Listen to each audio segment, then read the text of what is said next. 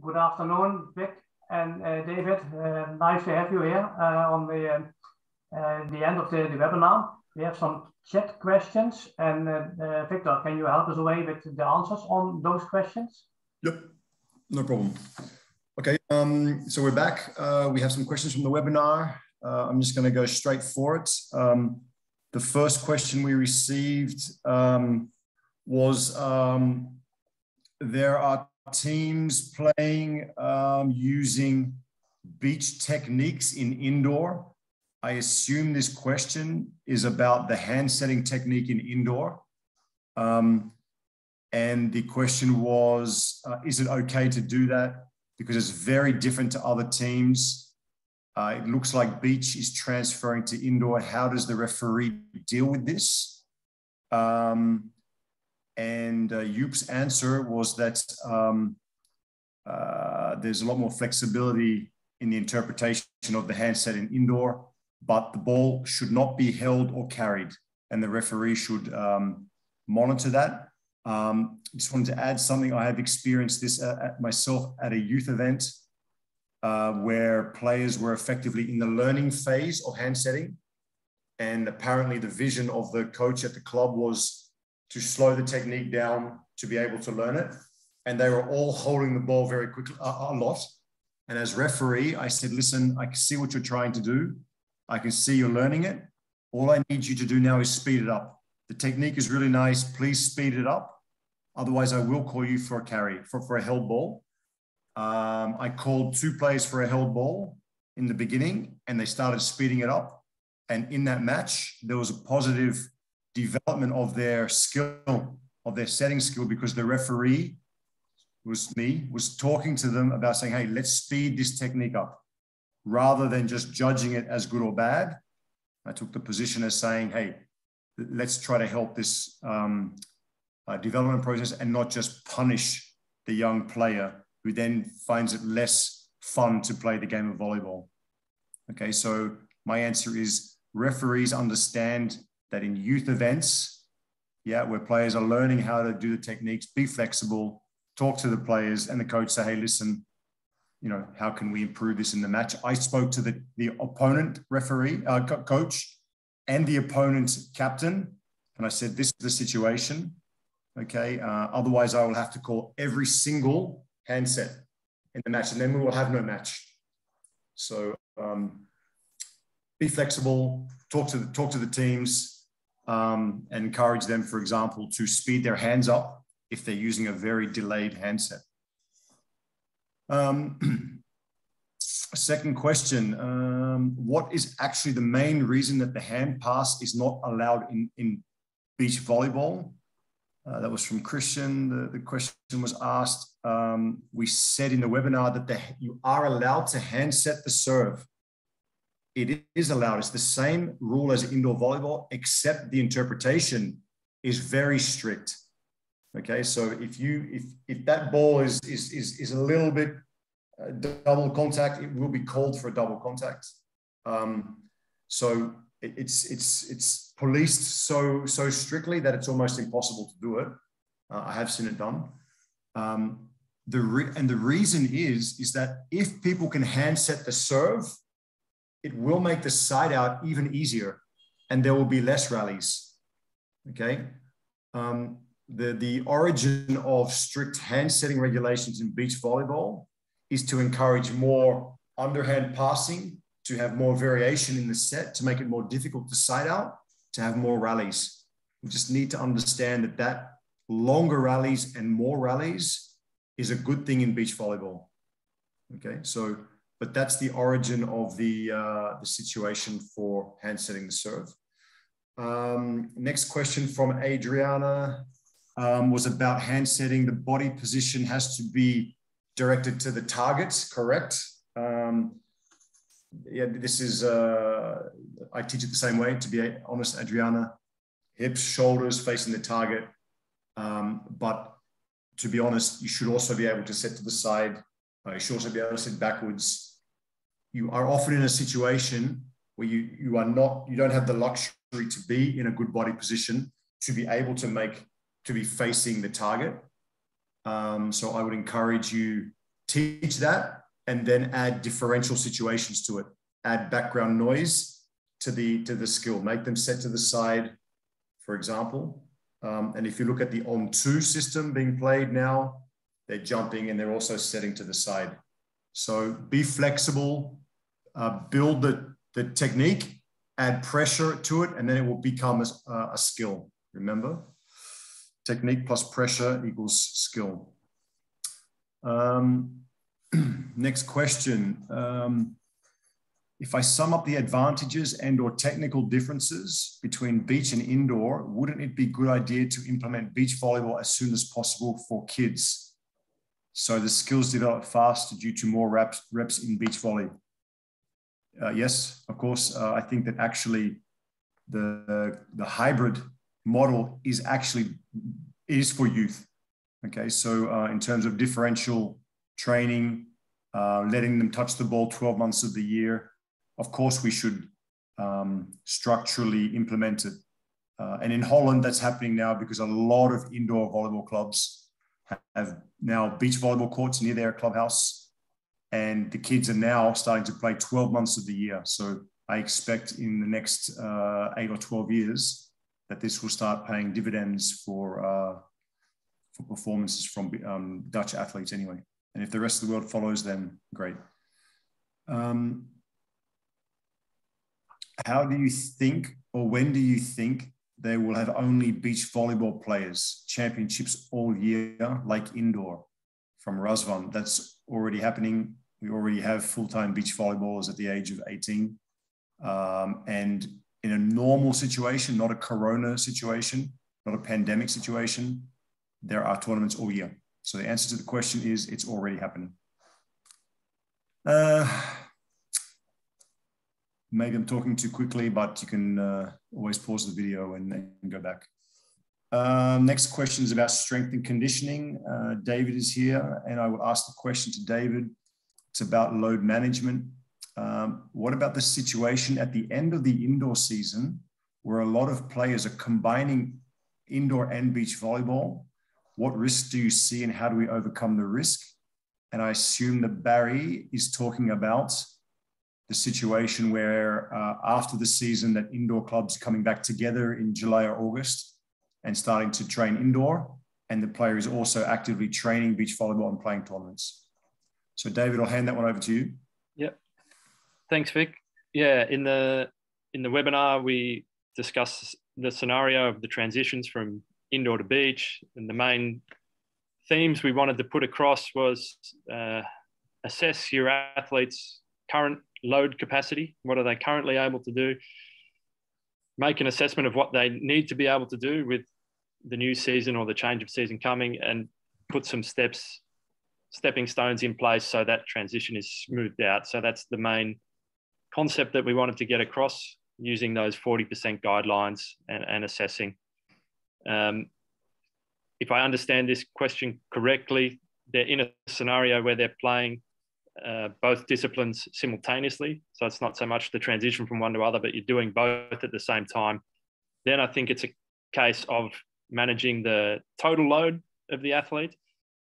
And yeah, to do that well, I think it requires good cooperation and good communication across all the stakeholders, the athlete, the parent, the indoor coach, the beach coach. And yeah, there's no easy way around that. Hard work to manage that load correctly.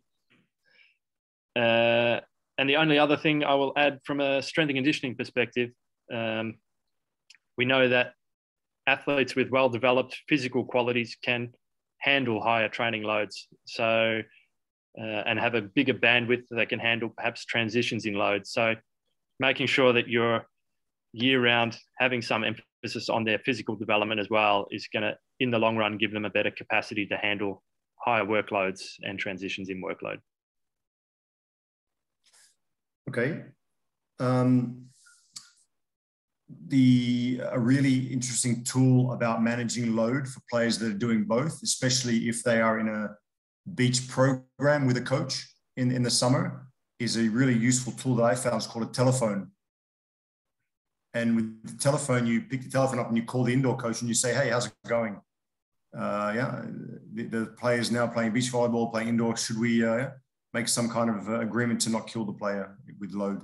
So I just think that that's the easiest way to do it. Pick the telephone up, call someone, start a discussion about the individual. Yes, yes, you may detect sarcasm in the answer. Anyway. How diverse do you think hybrid and differential learning can be made for volleyball? For example, tennis, basketball, or other sports to develop explosivity, core strength, mentally. Okay, so the question was asked by Jure. You've given the answer in your question. In the youth, for sure, we should, before the age of 12, we should be exposing future top beach volleyballers to a range of different movement patterns. Okay, if they're able to learn different movement patterns when they're young, it makes the learning of new movement patterns, sports-specific movement patterns, easier as they get older. Anything that's developing explosivity, any sport that's developing explosivity, for example, free running, I find a very interesting combination. Jumping big distances, developing explosivity. These are all a bonus, and that's what we're trying to do also in Holland, is make sure that in the very young age that athletes are kids are getting a lot of broad movement patterns. So yes, confirmation for your question. If you look at cycling, Matthew van der Poel, Val van Aert, Tom Pidcock, they can be world champions in 3 disciplines in cycling. That raises the question, is specialization ever necessary? Will we not see the focused training ages win some of the... I think that's more of a statement. Yeah. I think we also spoke on the webinar about this one, Vic. And these are great examples of athletes that are in their sport, good at multiple disciplines of their sport. And yeah, I think at the senior level also, you go through the hybrid model, keep your options open. And at the senior level, I think there's also good examples we spoke about, Ryan de Numador being a good one of being a...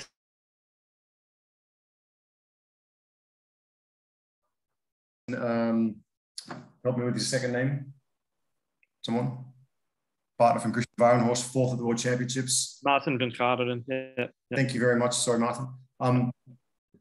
Just a guy who didn't follow any beach volleyball development, just a good all-round volleyball player, went to the beach, trained for a few months, got 4th at the World Championships. So that could have been a medal or a world champion in indoor and beach at the same time. So to be honest with you, I don't understand why it doesn't happen more.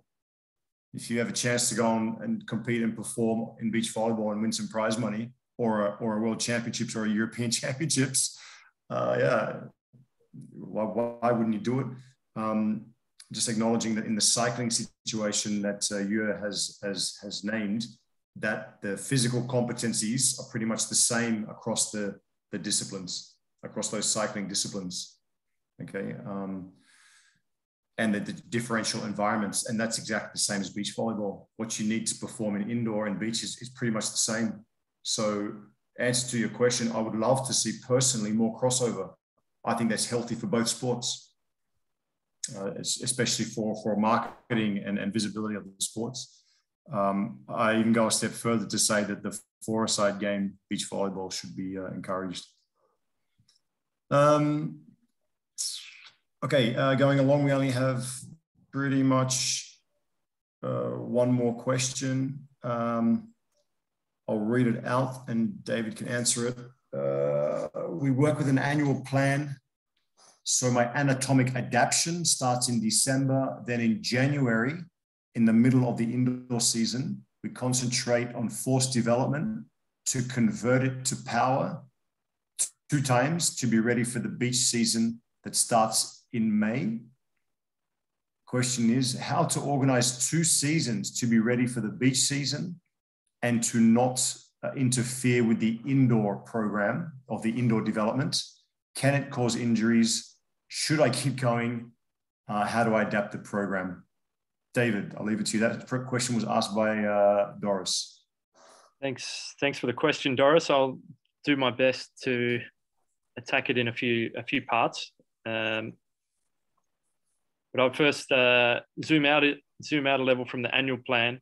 If you look at the athletes' long-term development, I guess in the strength training piece, they're progressing from movement competency, body weight-based program, movement-based program, through to soft resistances, through to introduction to barbell training, learning strength training techniques, loading those more heavily, and progressing further along to a more advanced resistance training where you're really chasing capacities. So I think if your athletes are in those earlier phases, the periodization model is less important, because when you're in the movement competency learning skills, also in strength training, I usually go for just consistent exposure to develop those capacities. Usually the intensity isn't super high. You manage the program well with some unloading periods, etc. But that's more of a simple periodization model. As they're further along, where you are looking to build capacities and you're a bit more serious in their strength training, I use a very similar periodization model where we have a general prep phase in the October, November, December window, which would be, the anatomical adaptation phase or structural strength phase. And then I also, similar to you, Doris, do max strength blocks and power blocks from January through to May, or perhaps in a couple of cycles, as you suggest. And this works really nice to prepare them for the beach volleyball season. So I would give you confirmation that, yes, that's a good model. I would continue with that. I think we come to the heart of the question, is how do you manage those, that with indoor season happening simultaneously? I can only speak from my own experience, but to give an example, we will have athletes doing that exact model, but it will be clear that they're looking to improve their beach volleyball performance. Physical capacities need to be developed to do that. And they're also simultaneously competing in indoor. So it's a matter of setting the priorities. So yes, they will compete in indoor.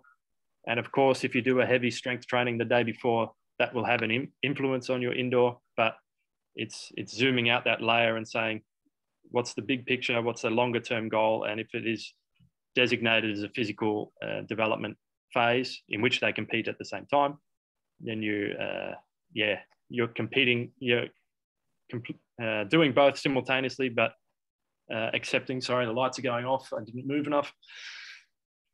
You're accepting that there may be some fatigue. So that would be my answer in broad terms. And then it's about weekly, daily good decision making to ensure that that risk is managed as best as possible. You don't want to, you want to take your opportunities to improve, but also not expose them to irresponsible amounts of fatigue that's going to have a big risk for them. So, David, can I just add something to it? Yeah. For example, where there's a player playing at a high level indoor and they've chosen for a beach volleyball program and want to develop their physical competencies for beach volleyball, and they're also an important part of the indoor team, so they will play on the court. It's not just a bench player. Yep. And they've gone through heavy lifting, so they have pain. They have a delayed onset muscle soreness, for example, 1 or 2 days later, or the muscles, especially in your legs, are fatigued. So the ability for the legs to take up the force of jumping and landing is diminished. And then, so in terms of the risk of injuries, would you say actually that if it's a star player that's playing 4 or 5 sets, has done a heavy lift, that actually is something that needs to be considered? And maybe, the coach needs to understand, okay, this player has a history of patellar tendinopathy. We're trying to develop the jumping or the power or the strength capacity. They have muscle soreness and now they have to play 5 sets. How would you say the risk the chance of risk is there. Is it absolutely. What you highlight is the real life scenarios that we work with, and that example that you highlight, does present increased risk. If you're under fatigue, the tendons will absorb more load. So I think it's about the telephone answer as well, setting the priorities between beach and indoor and making the agreements. And so I'd zoom out to the long-term athlete development plan. Like, is it about winning right now, or is it about being good in 1 year, 2 year, 3 year, and balancing all those needs or priorities? And the other thing you can do is try to be smart in how you set up your training week and where you place your heavy lifting stimulus in relation to the indoor match or the beach training, etc., to try and optimize that. Yeah. Okay. And the other thing I guess it's worth mentioning is that in the patella preparation plan that we mentioned in the webinar, which is effectively preparing tendons, but also monitoring players that have a history of knee pain, patella tendinopathy, is that we daily measure the one leg incline squat pain, and we give it a scale from 1 to 10. And let's just say, for example, that when the player's knees are really sore, it's a 5 or a 6 out of 10, which is quite severe. If that player is also playing indoor and doing a physical development program, that player knows if that pain beforehand is already above 3 or 4, that playing is probably not an option. And that player knows that if in the middle of the match, it's starting to develop, that player takes ownership about the status of their knee pain so that it doesn't become worse or get chronic. So that's another way to mitigate the chance of the risk of injury in these hybrid situations. Yeah, absolutely. Set your priorities, monitor things well, and it's that game of give and take, and in order to arrive at the best outcomes. So, but if that doesn't answer your question at all, Dorothy, please, Hank can share my details, and I'm happy to discuss it further if we were totally off the mark. Yeah. Okay, so I'll just go forward to the last. Actually, this is the last question. It is a question that I don't have an answer for. The question was, is it possible to decide before the FIVB season if the coaching will be allowed on the court in beach volleyball? And we don't have an answer for it. It sits with the FIVB. They make the decisions. For sure, it's being mentioned there. And we just wait. We just wait for them. So we certainly can't decide if it's possible for them to decide before the beach season. So that question was from Attila. Sorry, we don't have an answer. Be patient. I'm sure we will get an answer soon. Henk, that's it for the questions. So I hope we were able to answer them. Yeah, and if not, you know how to find us. So thank you very much, everybody. And that's it. Okay. Thank you very much, Vic and David, for answering the question from the webinar. I think the answers were very good. You helped the players and coaches with us. So thank you so much, and maybe see you next time.